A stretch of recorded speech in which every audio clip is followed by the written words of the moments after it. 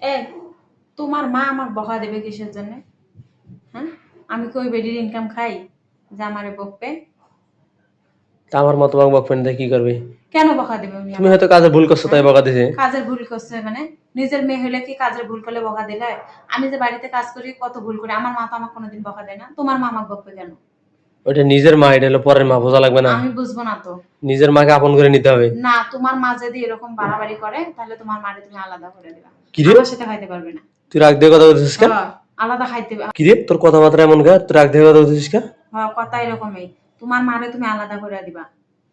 আমার এক কথা, আলাদা করবা মানে আলাদা করবা। ওই ওই মহিলার সাথে আর আমি একসাথে খাবো না।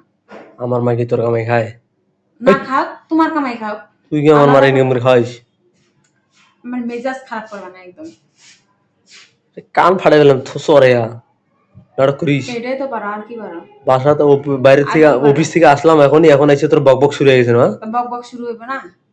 বক বক শুরু হইব না তো কি হইব? হ্যাঁ, এই সব বিষয় এরকম করে কিসের জন্য? কি করছে তোর সাথে? হ্যাঁ, কি সব করছে? বিষয়ে এরকম করবে কে? এটা করা হয় না, ওটা করা হয় না, এটা ময়লা আছে, এটা হ্যান আছে, করতে পারে না? হ্যাঁ, সেই কথাটা আমি আসলে তো আমাকে ভালো করে বুঝে করতে পারতো না? তোমারও তো প্রতিদিনই আমি বলি। প্রতিদিন কই, কই কোনো তো সমাধান পাই না আমি। কেন? এই জন্য তুই রাগ দিয়ে কথা বলবি? হ্যাঁ, হ্যাঁ, অফিস থেকে আসতে না আসতে তোমার যদি এগুলো প্রতিদিন কথা শোনা লাগে, প্রতিদিন যদি এগুলো বিচার, তাহলে কি করবো আমি কও? আমার বাপের বাড়ি দিয়ে আসো। বাপের বাড়ি দিয়ে আসলে সমাধান হবে?